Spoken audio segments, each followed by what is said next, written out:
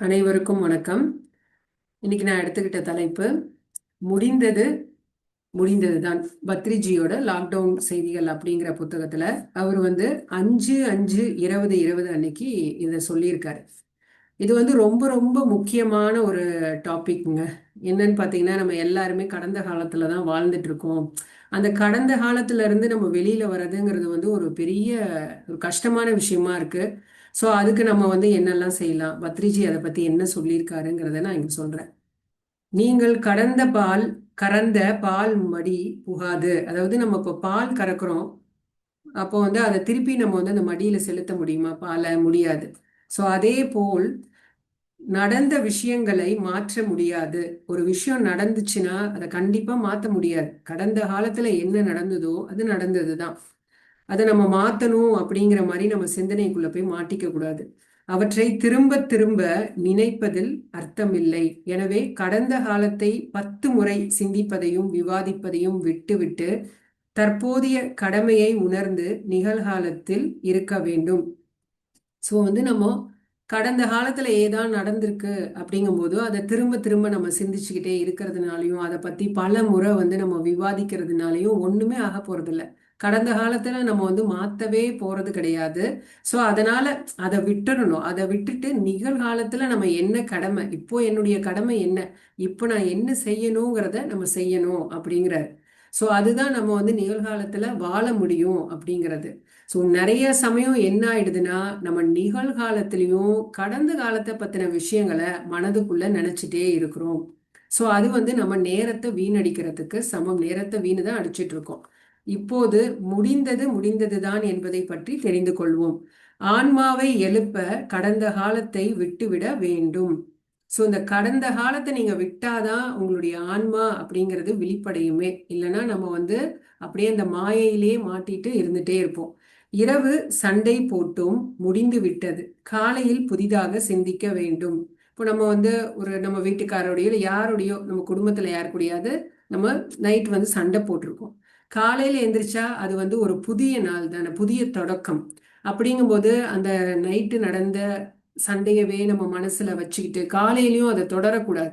அதோட விட்டுறணும். ஏன்னா இன்னொரு நாள் அப்படிங்கிறது ஒரு புதிய நாள், புதிய தொடக்கம்ங்கிறனால அதை நம்ம புதுசா ஆரம்பிக்கணும். அந்த சண்டையை தொடரக்கூடாது. அதை நேத்து நேத்து நடந்த சண்டை நேத்தோட முடிஞ்சு போச்சு. சோ காலையில் புதிதாக சிந்திக்க வேண்டும். எதிர்காலத்தில் நீங்கள் விரும்புவதை பற்றி சிந்தியுங்கள். பழையதை மறந்து விடுங்கள். நன்றாக இருக்கும் என்று எண்ணி பயிரை விதைக்கின்றோம். ஸோ ஒரு பயிரை விதைச்சா கூட நம்ம என்ன நினைச்சு விதைக்கிறோம்? நாளைக்கு இந்த பயிர் நல்லா செழிப்பா வளரும் அப்படிங்கிற ஒரு நம்பிக்கையோட தான் நம்ம விதைக்கிறோம். எதிர்காலத்தை பத்தின சிந்தனை இப்படிதான் இருக்கு, நல்லா இருக்கும் அப்படின்னு நினைச்சுதான் ஒரு பயிரை விதைக்கிறோம். அதே மாதிரிதான் எதிர்காலத்துல பத்தின சிந்தனைகள் நமக்கு பாசிட்டிவா இருக்கும், நல்ல சிந்தனைகளா இருக்கணும். ஆனா நம்ம நிகழ்காலத்துல என்ன செய்யணுமோ அதை நம்ம செஞ்சுட்டு இருக்கணும். முடிந்து போனது பற்றி இல்லை, கடந்த காலத்தை எப்போதும் விட்டுவிட வேண்டும். மனப்பலகை துடைக்கப்படவில்லை என்றால் அங்கு குழப்பம் ஏற்படும். மனம் மனப்பலகை அப்படிங்கிறார். மனதுல எத்தனையோ விஷயங்கள் இருக்கும். கடந்த காலத்துல நடந்த விஷயங்களை நம்ம நீட்டா அதை தொடச்சிடணுங்கிறாரு. அப்படி இல்லைன்னா அந்த மனம் என்னன்னா நிறைய குப்பைகளை சேர்த்தி வச்சிரும். ஒரே ஒரு மனம்தான் உள்ளது, அதன் மீது நடந்து முடிந்தது இருக்கக்கூடாது. ஸோ நடந்து முடிந்த விஷயங்கள் அங்க இருக்கக்கூடாது. கரும்பலகையை துடைக்க வேண்டும், மீண்டும் எழுத வேண்டும். ஸோ நேத்து நடந்த விஷயத்த நம்ம மனதுல இருந்து நீக்கிட்டு புதிய விஷயங்களை இன்னைக்கு இப்போ இந்த பொழுதுல என்னெல்லாம் நம்ம செய்யணுமோ அந்த விஷயங்கள், அது சம்பந்தமான எண்ணங்கள் தான் நம்ம மனதுல இருக்கணும். நேற்றைய நாளிதழ் பயனற்றது போல் மனப்பலகை எப்போதும் சுத்தமாகவும் அழகாகவும் வைத்திருக்க வேண்டும். நேற்றைய நியூஸ் பேப்பர் நேற்று நியூஸ் பேப்பர் இன்னைக்கு யூஸ் ஆகாது. அதே மாதிரிதான் இந்த மனப்பலகை எப்பவுமே நம்ம எப்படி வச்சிருக்கணும்? அழகாவும் தூய்மையாகவும். மன தூய்மை அப்படிங்கிறது ரொம்ப ரொம்ப முக்கியம். தியானம் என்பது மனதில் இருந்து கரைந்த எண்ணங்களை அழித்து குழப்பமான கடந்த காலத்தை அகற்றுவது ஆகும்.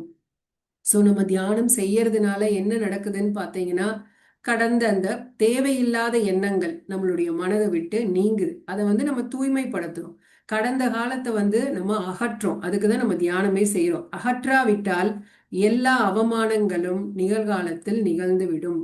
பொதுவா நம்ம மனசு பார்த்தீங்கன்னா கடந்த காலத்துல நல்ல விஷயங்கள் நடந்திருக்கும், ஆனா அதை அசை போடாது. யாராவது நம்மளை வந்து அவமானப்படுத்தி இருக்கிறது, யாராவது நம்ம துன்பம் கொடுத்துருக்கிறது, அதுதான் அடிக்கடி வந்து நம்ம மனம் வந்து சிந்திக்குமே தவிர்த்து நல்ல விஷயங்கள் வந்து திரும்ப திரும்ப வராது. நீங்க நல்லா நோட்டீஸ் பண்ணி பார்த்தீங்கன்னா தெரியும்.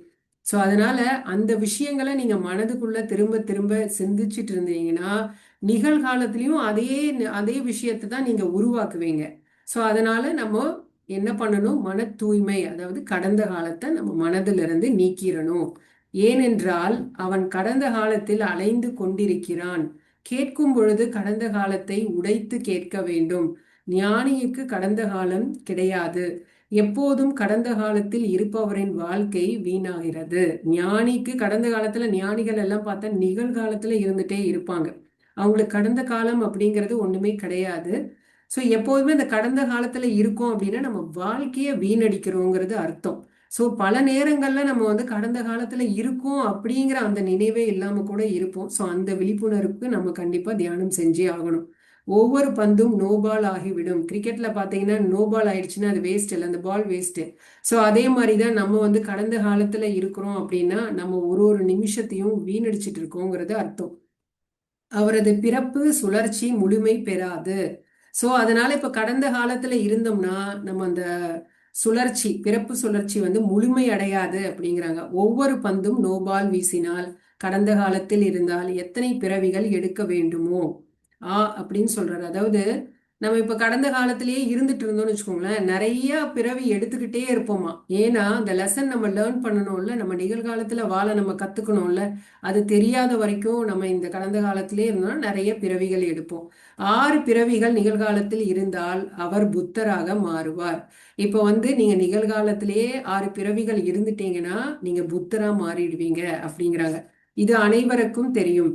ஆனால் பயிற்சி இல்லை என்றால் அது நிறைவேறாது. அதுக்கு வந்து பயிற்சி ரொம்ப ரொம்ப முக்கியம். நமக்கு வந்து நிகழ்காலத்துக்கு வாழ்றதுக்கு நம்ம கத்துக்கணும். அதை திரும்ப திரும்ப அந்த பயிற்சியில நம்ம ஈடுபடணும். அதாவது தியானம் வந்து ஒரு பயிற்சி தான். தியானத்தை நீங்க செய்ய செய்ய எப்படி வந்து உங்களுக்கு மனது வந்து தூய்மை அடைஞ்சிட்டு இருக்கோ, அதே மாதிரிதான் நீங்க உங்க மனது எப்பெல்லாம் கடந்த காலத்துக்கு போதோ நீங்க இழுத்துட்டு வந்து அந்த நிகழ்காலத்துல உங்களுக்கே நீங்க சொல்லி நம்ம நிகழ்காலத்துல இருக்கணும் அப்படிங்கிற அந்த விழிப்பு நிலைக்கு நீங்க போகணும். தியானம் செய்ய தொடங்கும் போது பழைய குப்பைகள் எல்லாம் எழுந்து கொண்டே இருக்கும்.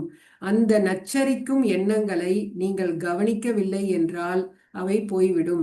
நம்ம நிறைய பேர் சொல்லியிருக்கோம் இல்லையா, தியானம் செய்யும் போது எனக்கு நிறைய தாட்ஸ் வருது அப்படின்னு. ஸோ நீங்க வந்து கண்ணை மூடி உட்காரும் பொழுது அந்த கடந்த காலத்துல நடந்த விஷயங்கள் வந்து உங்களை நச்சரிச்சுட்டே தான் இருக்கும்.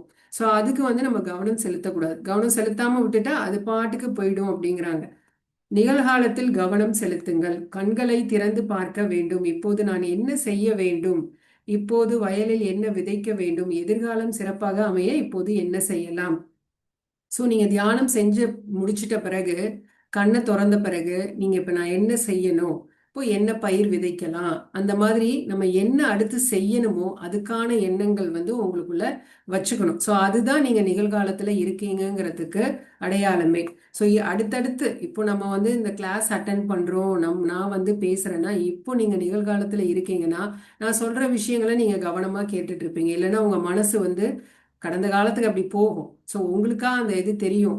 சில சில விஷயங்கள் வந்து நான் பேசிட்டே இருந்தா கூட சில சமயம் உங்க மனது வந்து நான் பேசுற விஷயங்களை கேட்டிருக்காது. ஒரு செகண்ட் அந்த சைட் போயிட்டு வரும், ஒரு கடந்த காலத்துக்கோ இல்லை எதிர்காலத்துக்கோ போயிட்டு வரும். ஸோ அப்ப நீங்க வந்து தெரிஞ்சுக்கலாம். நிகழ்காலத்தில் கடந்த காலம் இருக்கக்கூடாது. கடந்த காலம் எப்போதும் உடைக்கப்பட வேண்டும். கடந்த காலத்தில் இருந்தால் நிகழ்காலம் என்பது அவமானமாகும் அப்படின்னு சொல்றார். கடந்த காலம்ங்கிறது உடைக்கப்பட வேண்டும்.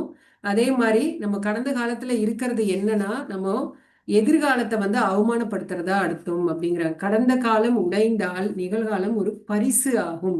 நாம் ஒரு புத்தகத்தை படிக்கிறோம், ஏதாவது வேலை செய்கிறோம் என்றால் நாம் நிகழ்காலத்தில் இருக்கிறோம். இப்போ ஒரு புக் ரீடிங் பண்ணும் பொழுது உங்களுக்கே தெரியும், நல்லா தெரியும், நீங்க வந்து அந்த புக்ல மூழ்கி படிச்சுட்டு இருக்கீங்கன்னா நிகழ்காலத்துல இருக்கீங்க அப்படின்னு அர்த்தம்.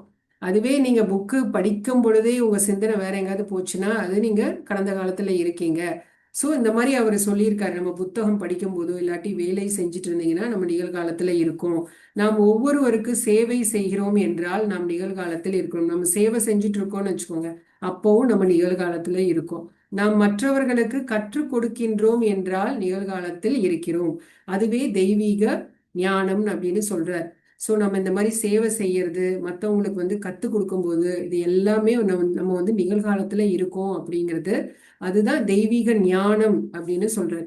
ஒரு குடும்பத்தில் தாய் உண்டு, கடந்த காலத்தை பற்றி சிந்திக்க அவளுக்கு நேரமில்லை. அம்மா பார்த்தீங்கன்னா அவங்களுக்கு வந்து கடந்த காலத்துல பத்தி சிந்திக்க அவங்களுக்கு நேரமே இருக்காது. ஏன்னா அவங்க வந்து குடும்பத்துக்கு என்ன செய்யணும், இவங்களுக்கு என்ன செய்யணும், அவங்களுக்கு என்ன செய்யணும்னு அந்த சிந்தனையிலேயே தான் இருப்பாங்க தவிர்த்து அவங்களுக்கு வந்து கவலைப்படுறதுக்கு நேரம் இருக்காது.